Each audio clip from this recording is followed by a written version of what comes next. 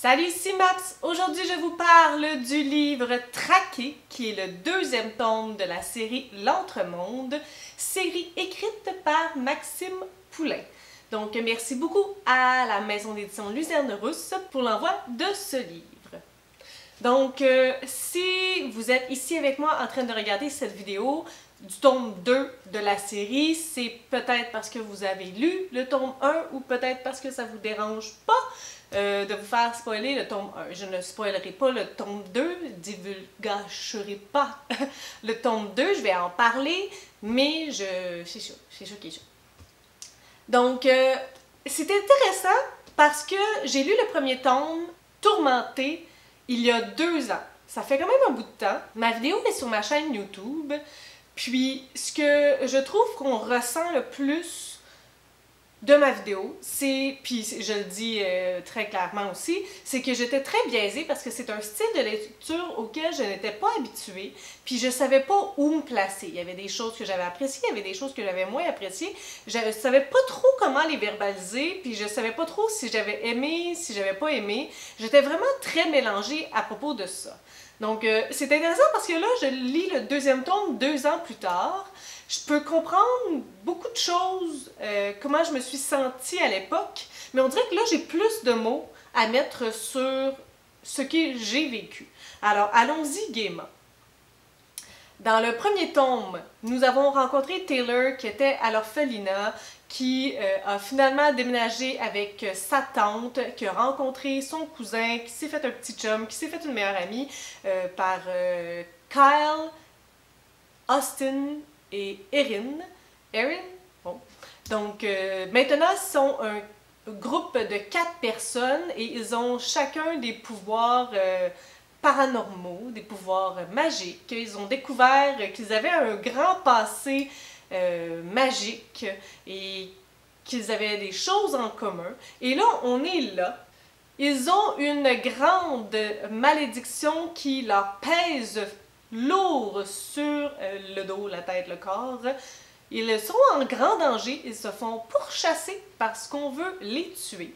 Donc, leur but, c'est de ne pas mourir à travers leur péripétie et d'arrêter cette malédiction qui pèse lourd sur eux, de s'en sortir indemne et de protéger aussi l'univers avec tout ça. Ils ont, ma foi, un lourd mandat. Donc, commençons par parler de l'écriture. J'aime beaucoup l'écriture de Maxime, ça se lit super bien, on embarque, on tourne les pages, c'est fluide, on met notre cerveau à off, puis on est dans l'histoire complètement. Si je compare au premier tome, je pense que j'ai préféré l'action dans le deuxième. Je trouve qu'elle était très linéaire, que je savais où que ça s'en allait. Je savais pas comment on allait faire pour y arriver, comment les personnages allaient y arriver, mais j'ai trouvé ça plus facile à suivre. Je me suis pas perdue dans de l'action. Je m'étais perdue dans la fin du premier tome il y a 2 ans. Je comprenais plus ce qui s'était passé là.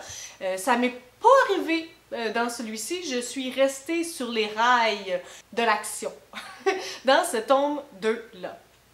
C'était peut-être plus facile pour moi à comprendre, je suis peut-être une meilleure lectrice, une meilleure personne, je ne sais pas, mais c'était plus facile pour moi. Un détail qui est assez intéressant, puis je n'aurais pas pu vous parler de ça il y a 2 ans, c'est le monde fantastique. Et j'ai découvert ça moi-même, être capable de mettre des mots sur ce qu'on lit et sur ce qu'on ressent, c'est super intéressant.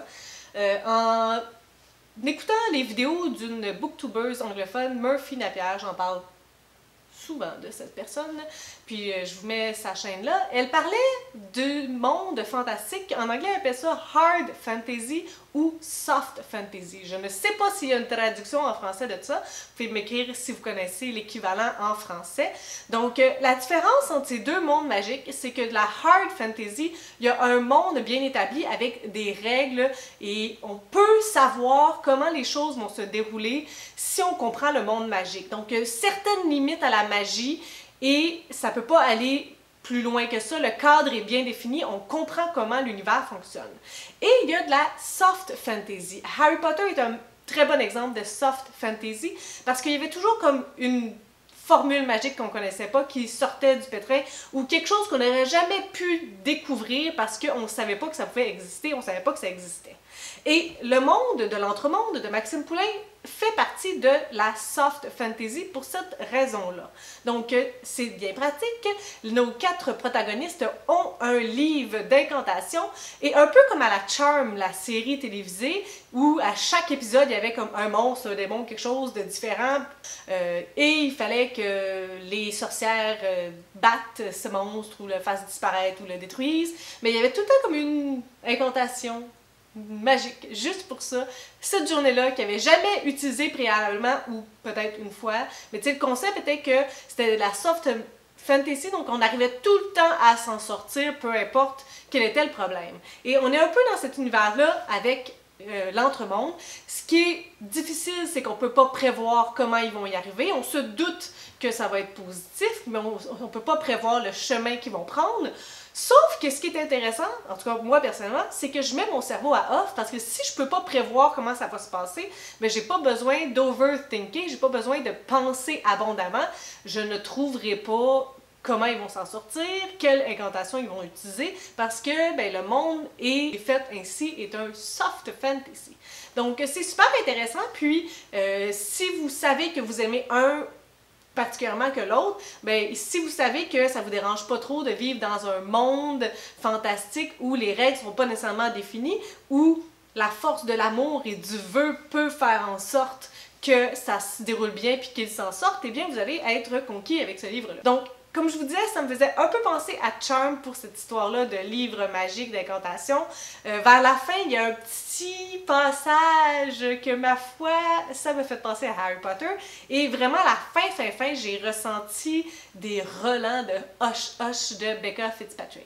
Maintenant que je vous ai parlé du monde, que je vous ai parlé de l'action, de l'écriture, je veux vous parler des personnages. Luzernurus, c'est une maison d'édition qui se dit dans un champ plutôt YA. Je vous dirais que ce livre-là, pour moi, fait plus jeune que YA, mais en même temps, il y a des éléments qui font en sorte que c'est difficile de le mettre plus jeune.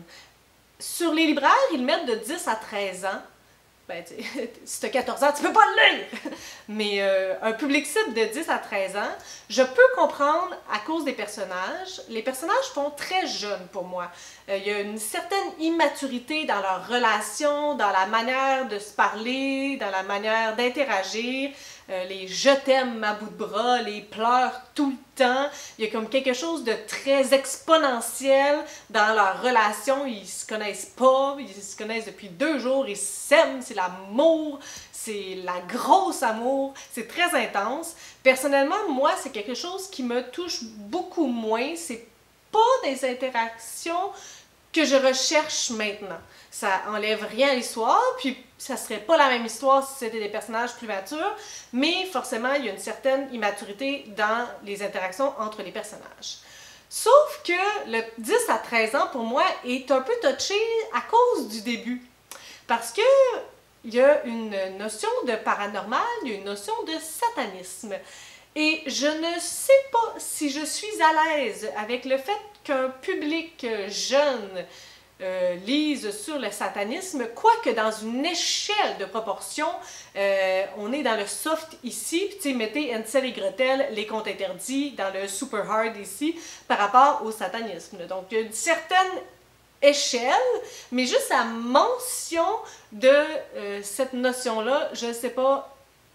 Je sais pas, je suis peut-être prude, et je suis probablement, mais ça me fait réfléchir, j'aime ça, avoir à réfléchir.